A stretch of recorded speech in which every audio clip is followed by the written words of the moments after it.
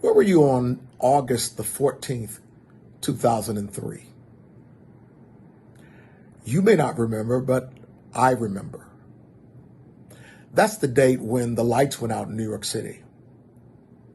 The Big Apple was plunged into darkness, and it was not simply one borough, but as I recall, it was all five, plunged into darkness.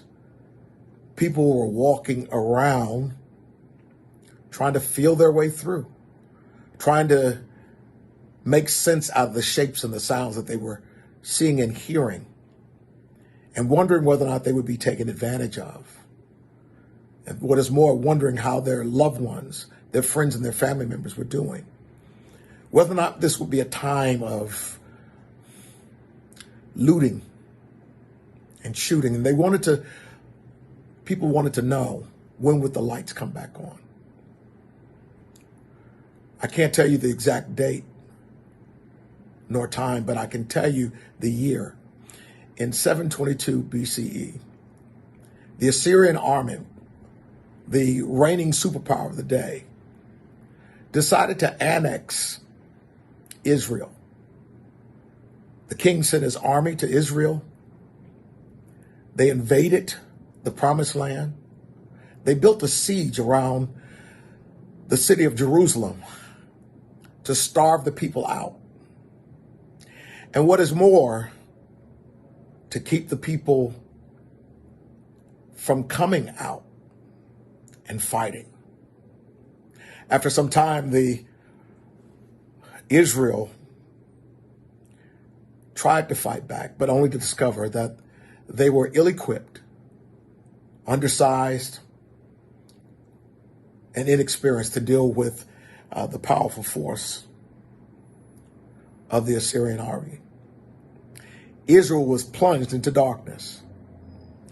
But Isaiah, remembering that, as he looks back, also looks forward. Isaiah 9, he just says, "But there will be no gloom for those who were in anguish. In the former time, he brought into contempt the land of Zebulun and the land of Naphtali. But in the latter time, he will make glorious the way of the sea, the land beyond the Jordan, Galilee of the nations."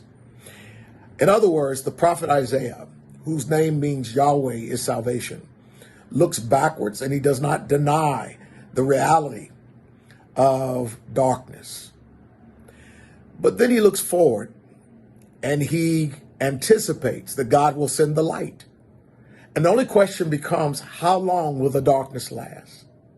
Well, the good thing is Isaiah is telling us that the light is on its way. He says, "But in the latter time, he will make glorious the way of the sea, the land beyond the Jordan, Galilee of the nations." The people who walked in darkness, that's a past, now have seen a great light. Those who live in the land of deep darkness, on them the light has shined. Never forget that no matter how dark things may be today, no matter how dark things may have been yesterday, no matter how dark things may be on tomorrow, that there is a light that has come in the world that yet shines. That light is Jesus Christ, who himself declared, "I am the light of the world." And as long as he is in the world, and he is ever with us, ever for us, he is Emmanuel, it means that there is no darkness that can overtake us, that the light is not only always here, but it is always coming in greater frequency, in greater scope, and with greater intensity. So may God grant you light today, and may you live lighter today because of Jesus Christ. God bless you. Peace.